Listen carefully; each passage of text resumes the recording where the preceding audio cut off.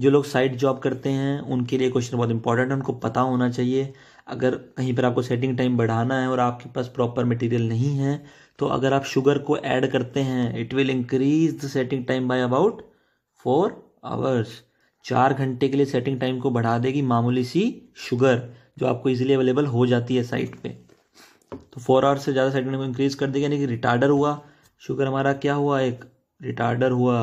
Retarder से याद आया जिप्सम, कैल्शियम लिग्नोसल्फेट, ये सब हमारे रिटार्डर होते हैं। एक्सेलरेटर होते थे हमारे calcium chloride CaCl2। Air and training admixture कौन सा होता था, एल्यूमिनियम पाउडर। सबको लिंक करके रखना है, भूलने की कोशिश बिल्कुल भी मत करना। Question 107 2017, the aggregate impact value of the aggregate used in. Aggregate की इम्पैक्ट वैल्यू कितनी होती है ये याद रखना है। जो रोड पेवमेंट कंक्रीट होता है और जो रनवे कंक्रीट होता है उसमें 30 रखते हैं हम।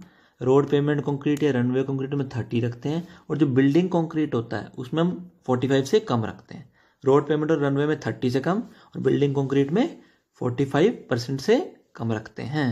जो एग्रीगेट हमारी इम्पैक्ट वैल्यू है, तो ऑप्शन डी हमारा फिर से करेक्ट हो जाता है एक बार।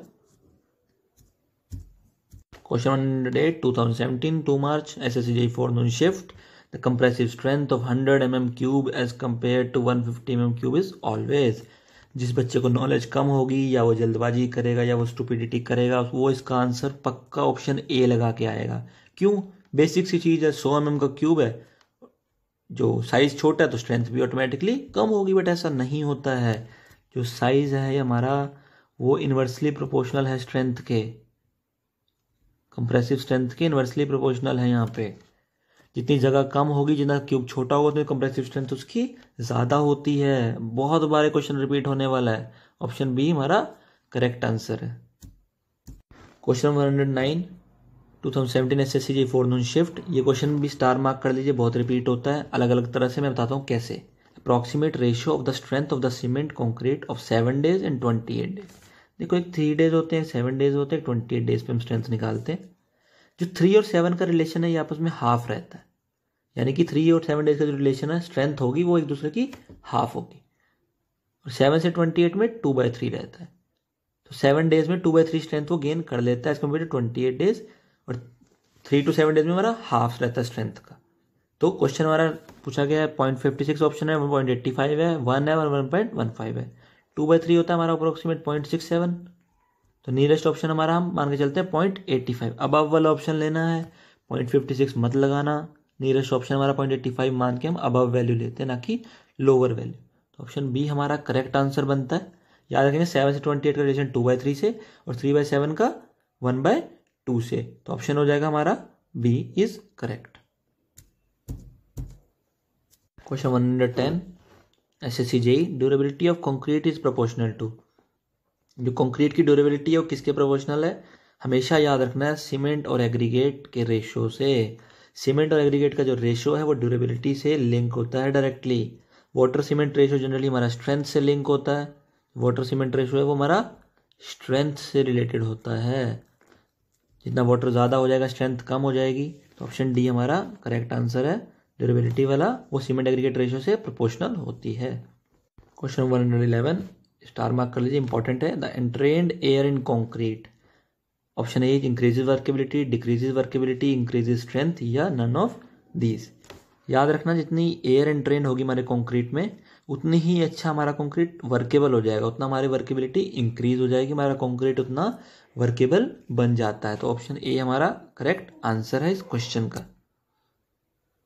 Question 112 Poisson ratio for concrete. जो पॉइजन रेशियो की बात कर रहा है, increases with richer mix, decreases with richer mix, remains constant, none of these. Constant तो रहती ही नहीं है, तो नन ऑफ दीज हम देखते हैं हो सकता है कि नहीं। इंक्रीज और डिक्रीज करती है क्या? याद रखना हमेशा पॉइजन रेशियो इंक्रीज करती है रिचर मिक्स के साथ। जितना रिचर मिक्स होगा उतना ही म्यू हमारा इंक्रीज करने वाला है। तो ऑप्शन ए हमारा करेक्ट होता है यहाँ पे। बहुत सारे स्टूडेंट आप में से ऐसे होंगे जो कहते होंगे सर हमें हर क्वेश्चन का कंसेप्ट समझाओ, बट ये ज़रूरी नहीं है कि हर क्वेश्चन का कंसेप्ट आप समझें। जो इंपॉर्टेंट कंसेप्ट हैं वो मैं आपके क्लियर करते चलूँगा, I can assure you this thing. But ज़्यादा नहीं पढ़ना है, इरेलीवेंट चीज़ें नहीं पढ़नी है, हमें स्कॉलर नहीं बनना है, हमें एग्ज़ाम क्रैक करना है। अगर टीचर बनना है तो प्लीज़ जाके एमटेक कीजिए और फिर टीचर बनिए। बट अभी हमें यहाँ पे एग्ज़ाम क्रैक करना है, तो हमें जितनी चीज़ों की रिक्वायरमेंट है हमें वही करनी है। क्वेश्चन 113 देखते हैं, आगे बढ़ते हैं। प्लीज़ मेरी बातों को माइंड मत कीजिएगा, जो आपके लिए सही है मैं वो आपको बता रहा हूँ विद एक्सपीरियंस, तो प्लीज़ माइंड ना करिए, अपने दिल पे कोई बच्चा ना लगाए और पढ़ाई पे फोकस करिए और एग्ज़ाम को क्रैक कीजिए।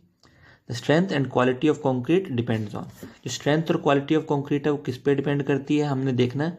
क्या एग्रीगेट शेप पे करती है, क्या ग्रेडिंग पे करती है, क्या सरफेस एरिया ऑफ एग्रीगेट पे करती है क्या? तो देखिए यस, शेप पे करती है।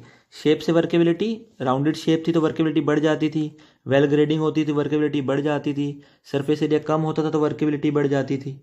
तो उसकी स्ट्रेंथ भी है और वो क्वालिटी भी है उसकी, तो automatically all options are correct. Option D is correct. Question 114 की तरफ चलते